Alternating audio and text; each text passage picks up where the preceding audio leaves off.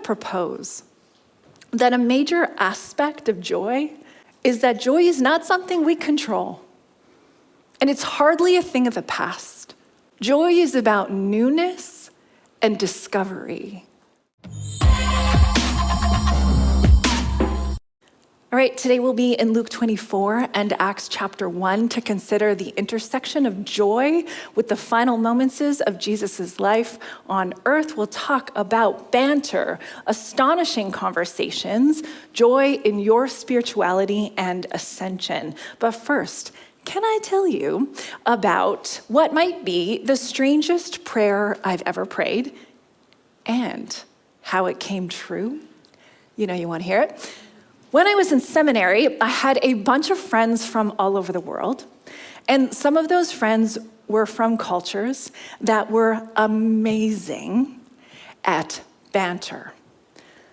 Like, if there was an opening in a conversation to riff, to crack a joke, to keep it going, to poke fun, to get a laugh, to call back, these people, they never missed the opportunity. And being a polite Canadian, I would say our culture is sometimes less amazing at this kind of banter. I mean, we can do it, but it takes some work. I mean, just look at your faces. You're pretty serious. We can be a bit serious, a little too nice, not quite trusting enough to get what is being put down sometimes. Now, believe it or not, I prayed about that. I maybe even prayed about it more than once. I wanted in on the fun. Now, was my prayer answered overnight in 6 months at all? I don't know. But what I do know is that there came a time when I was caught up in some blessed banter, and I wasn't just listening, I wasn't just laughing along, I was yucking it up, and I was adding to the humor, and I was living my life like it was an improv skit. And then it hit me like an act of the Holy Ghost. My banter prayers, they came true. Now, I am not saying I am the queen of banter. I might actually be the queen of awkward, but I love it when the flow is good and the jokes are just popping off. For me, banter is the experience of the definition of joy. Now, Brené Brown defines joy as a feeling that is sudden, unexpected, short-lived, and intense. It's characterized by a union, a sense of union with God, nature, and others. And it expands our thinking and fills us with a sense of abandon.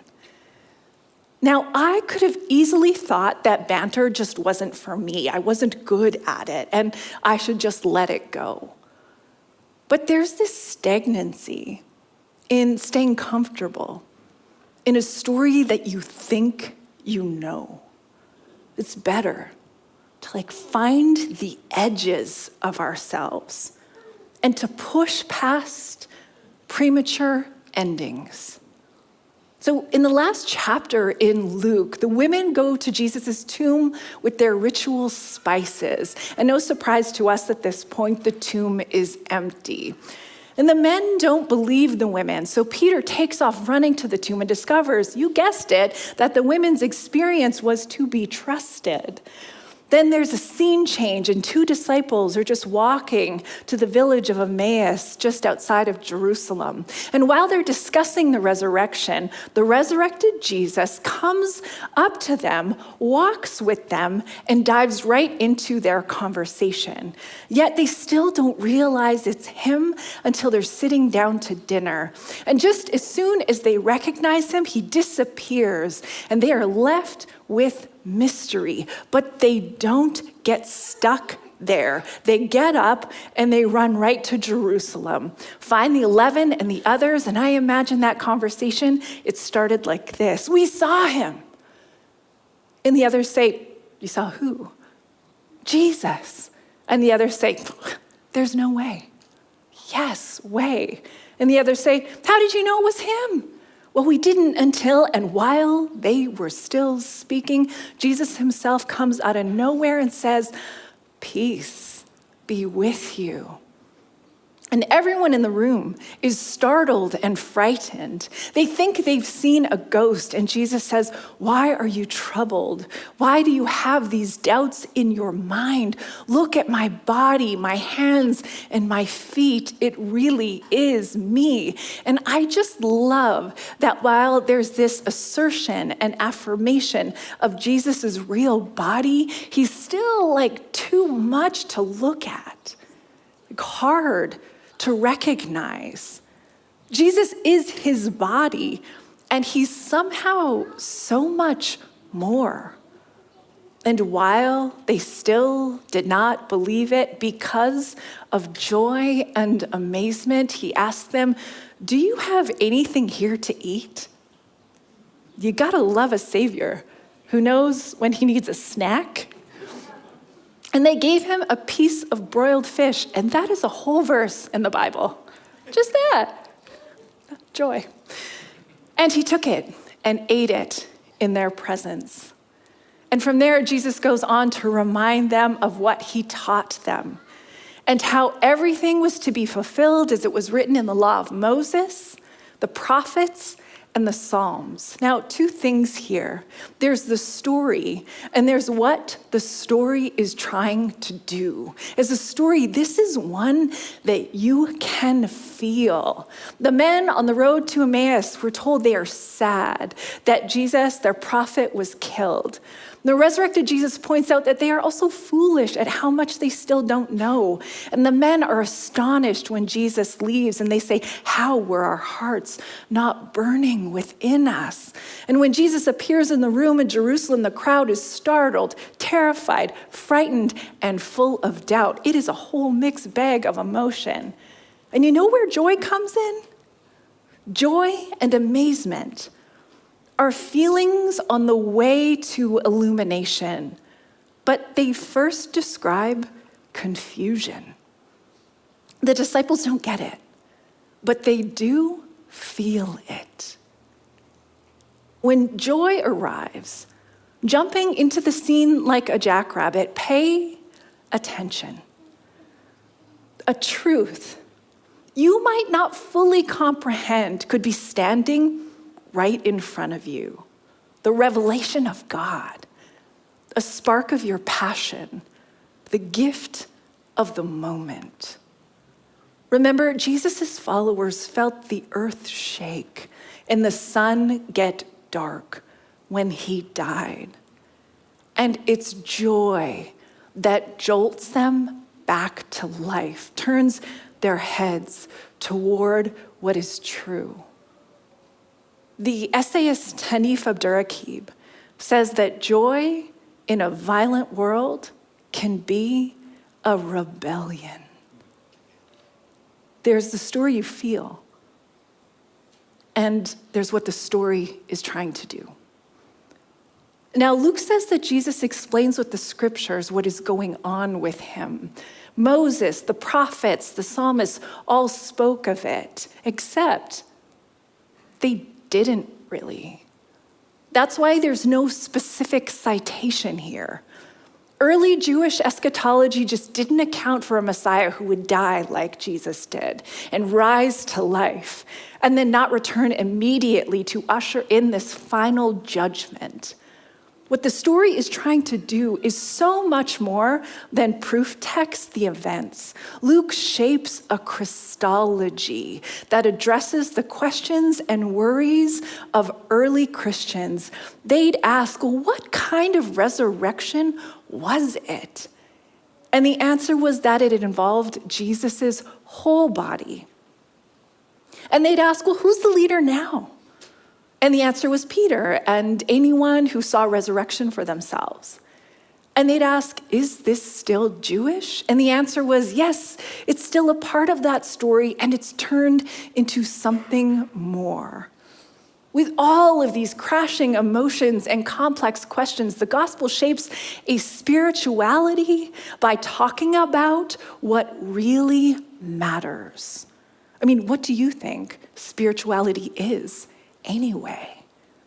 It is grappling with life and searching for meaning, purpose, and connection. And look, it is hard to shape a spiritual life when so much feels out of our control. But you know what's even harder? Doing any of that alone. We need more astonishing conversations if we want a spirituality that is shot through with joy. In Acts, before Jesus ascends to heaven, his followers ask him, "Is this the time when you'll restore the kingdom to Israel?" As in, we asked you this before, but you didn't really do it. And now that you've defeated death, is it time to take over?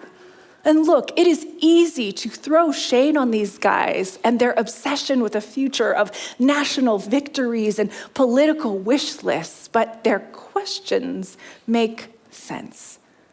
They are just nostalgic for a kingdom that existed a long, long time ago through their monarchy before exile by Babylon and Assyria, and they are nostalgic for the Hasmonean priest kings who ruled Judea before Rome stomped them out.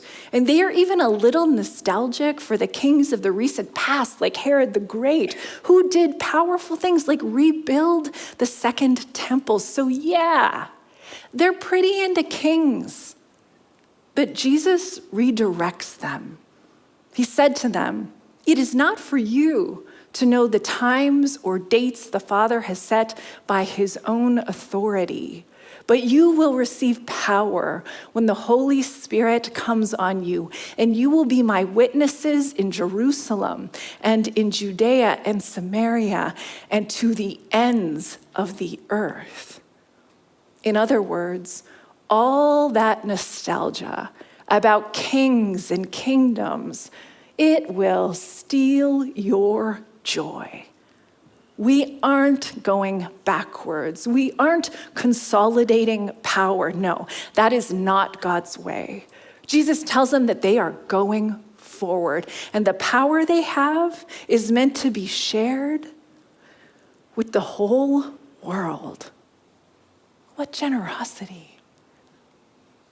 I want to propose that a major aspect of joy is that joy is not something we control, and it's hardly a thing of the past.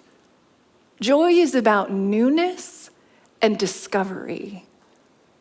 In grappling with the world that is changing, the disciples reach for what they know, a kingdom. Yes, that's gotta be it. A sweet little place of solace and just enough power to keep us safe.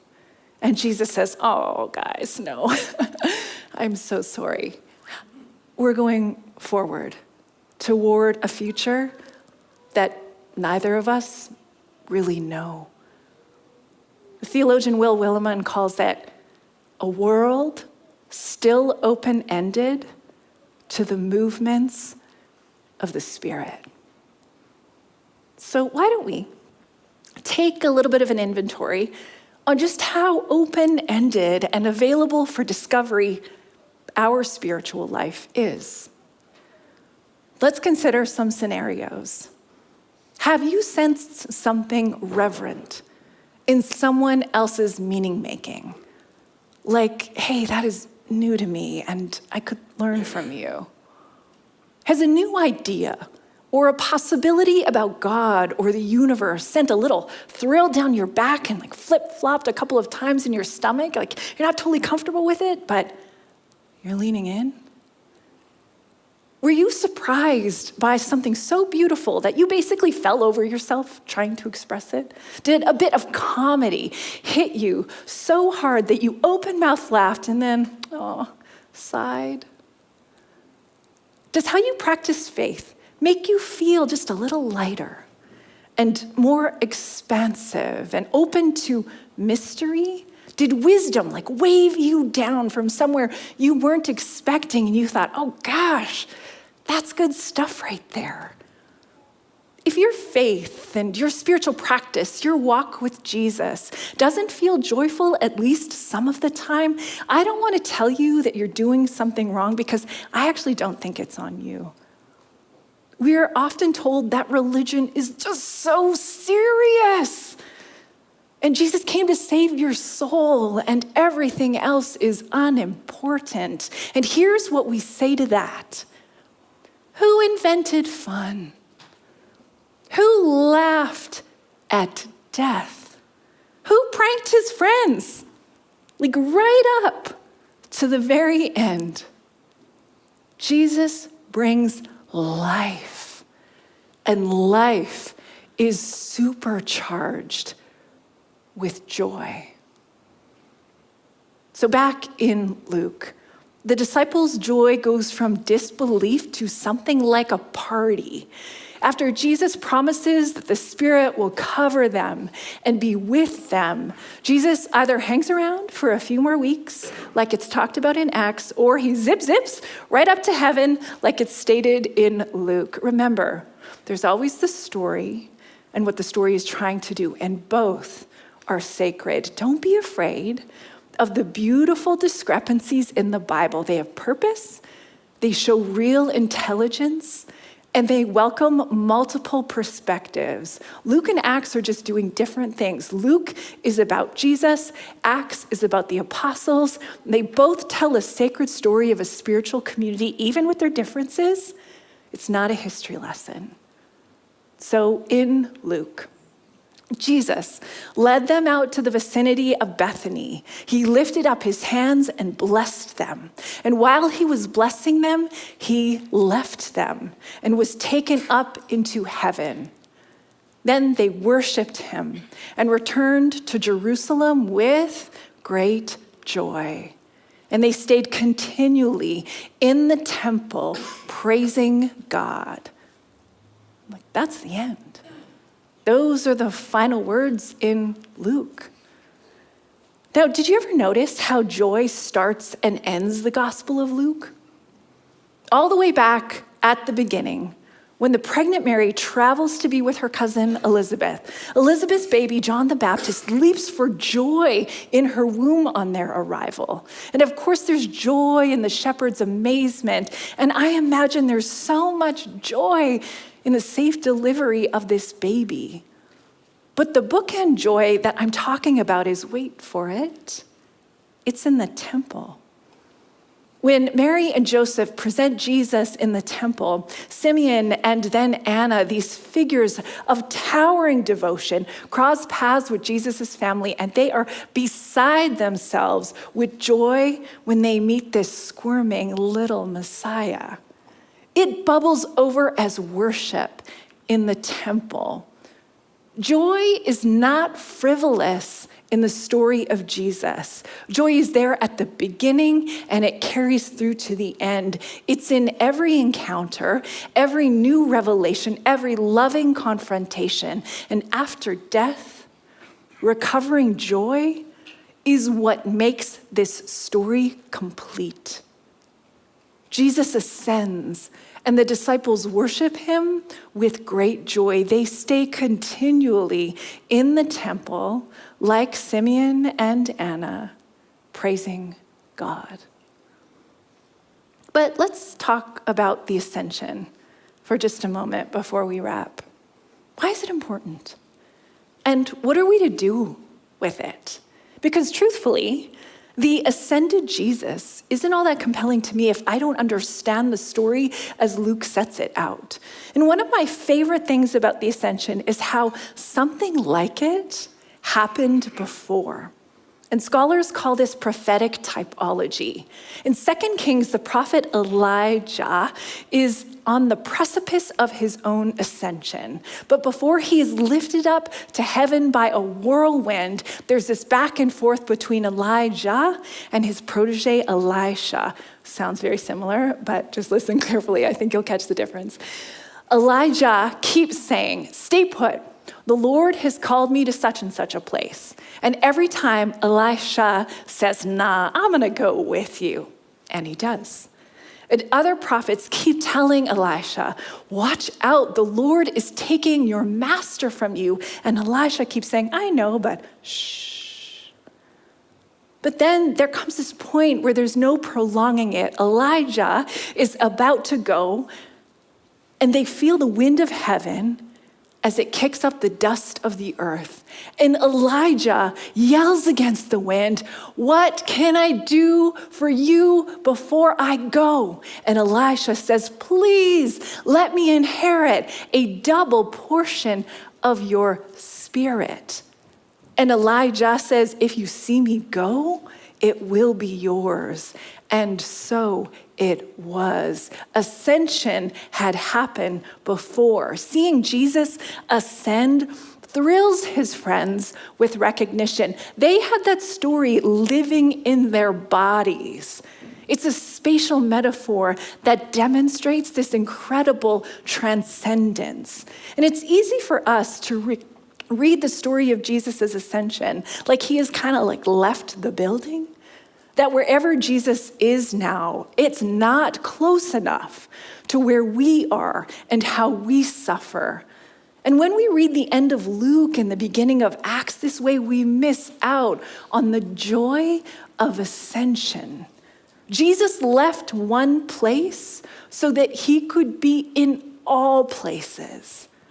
He transcended time so that he could be always available. And what's more, and I don't think we take this seriously enough, or we could say joyfully enough, Jesus gave us spirit. It is ours. And he said we'd do greater things, double things, greater things than he did.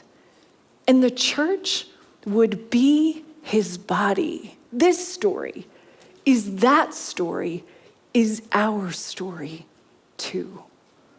You have everything that you need to experience joy, to let it lift you, even in the wake of loss, even when you don't know what's coming next, even when it feels like God has left you. God has not.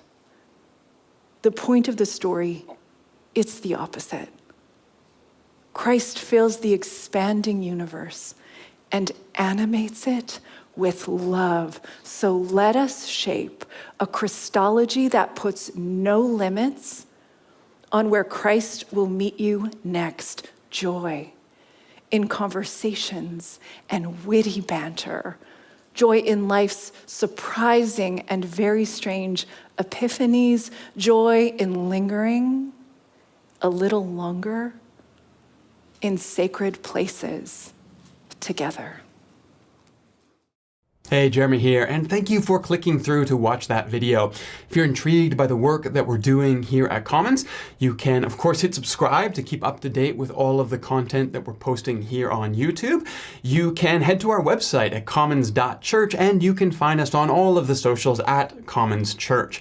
You can also join our Discord. There, the community is having all kinds of conversations about how we can encourage each other in the way of Jesus. Head to commons.church/Discord for the invite there. Also, leave a comment. We'd love to hear from you and all the ways that you are journeying on this path toward Jesus. But thanks for tuning in. Thanks for all the ways that you contribute to this conversation. Together, we'll see you soon.